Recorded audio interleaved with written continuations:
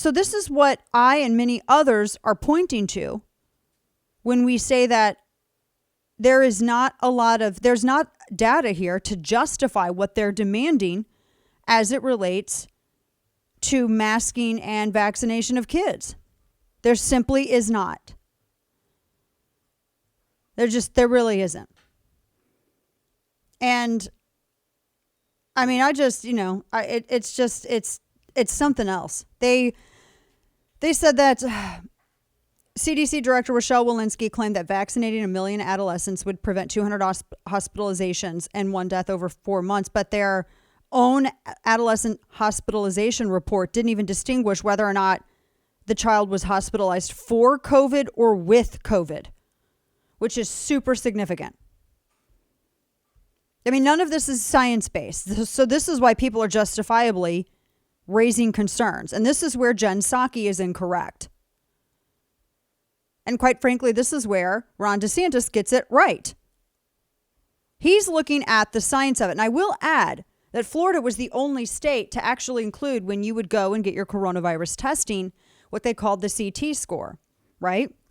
The cycle threshold.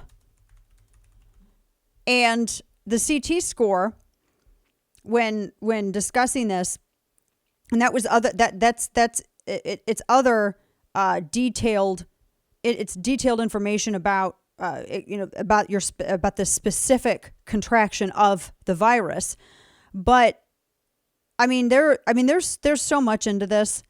The CT score is whether or not you're actually really clinically positive or clinically contagious. The CT score, the lower the score is, that was insight into how contagious you were and whether or not you could even be counted as a positive. And how accurate the test was. Yeah. Exactly.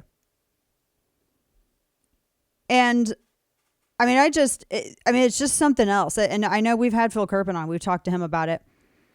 And he was getting into this because he was questioning, this was back in July. This was like last year.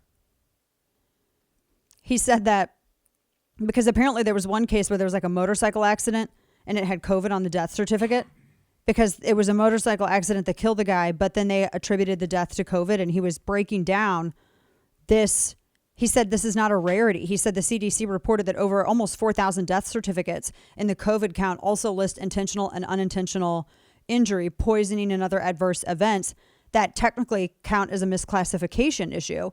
And I think it could be, and what Kerpen was arguing is that this is really, it was one thing that caused the fatality, but because they had coronavirus, they attributed it in the death certificate to coronavirus.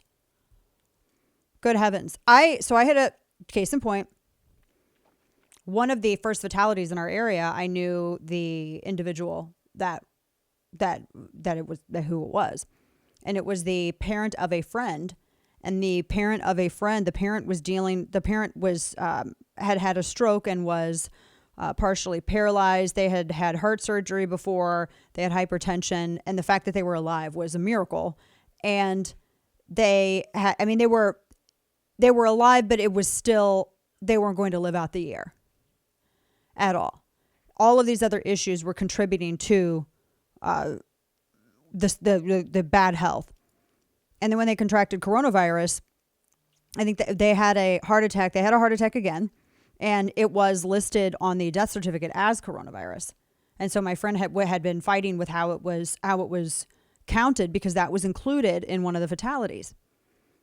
And I think that is incredibly important when you're trying to justify locking people down and closing people's businesses and masking kids and everything else. I think that's incredibly important that you include that nuance.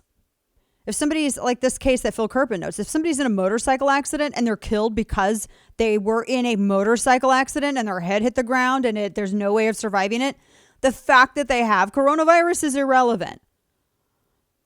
Now, people were trying to argue with him at the time and say, well, the coronavirus could have contributed. That's complete unscientific speculation. That's desperation to include this as a coronavirus number to inflate the count. So this is serious stuff. This is why a lot of people have been, asking questions about this and saying, can we have a little bit of just some transparency?